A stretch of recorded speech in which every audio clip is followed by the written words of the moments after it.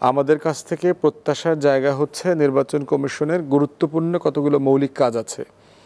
একটা হচ্ছে নির্বাচনের প্রক্রিয়া নিয়ে একটা বিতর্ক চলছে, যে বর্তমানে চলমান যে first past the post system আছে ওয়েস্টমিনিস্টার মডেলের, এই প্রক্রিয়ার নির্বাচনটা চলবে না বিকল্প প্রপোর্শনেট রিপ্রেজেন্টেশনের যে জিনিসটা আসছে, আনুপাতিক সংখ্যানুপাতিক যে ধারণাটা, সেই পিআর মডেলের নির্বাচনটা হবে।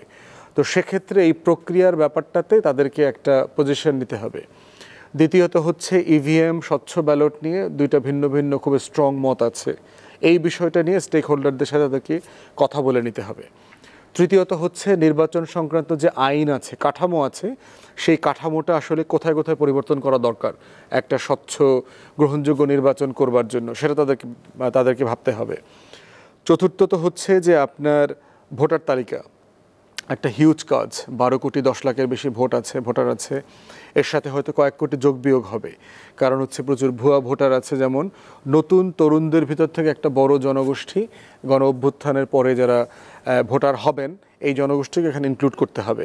তো এই প্রক্রিয়ার সাথে তো ইউজুয়ালি হালনাগাদের সাথে সেনাবাহিনী ইনভলভ হয়।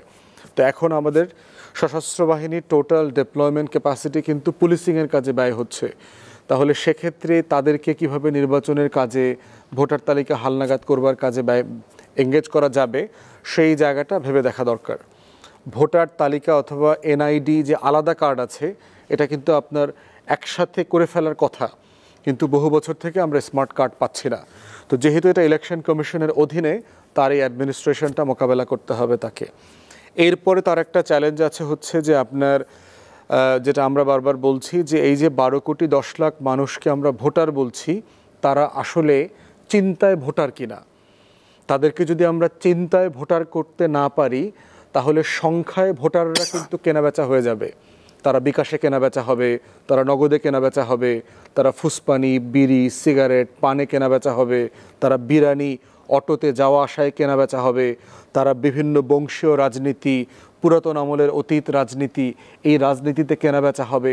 তো তাদের একটা বড় কাজ হচ্ছে এই 12 কোটি 10 লাখ মানুষকে সংখ্যার ভোটার থেকে চিন্তার ভোটার বানানো দরকার।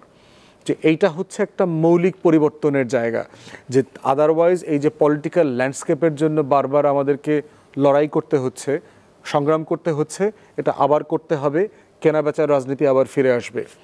সর্বশেষ যেটা বলবো তাদের কাছে আমাদের প্রত্যাশার জায়গা, সেটা হচ্ছে আমাদের নির্বাচনটা প্রচণ্ড সহিংস হয়ে গেছে, প্রচণ্ড অর্থ কালো টাকার কাছে কেনাবেচা হয়ে গেছে।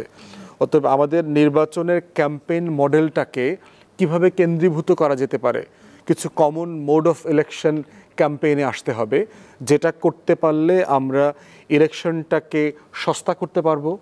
ভদ্র সজ্জন মানুষরা নির্বাচনে আসবেন, যেখানে ভায়োলেন্সের শিকার থাকবে না।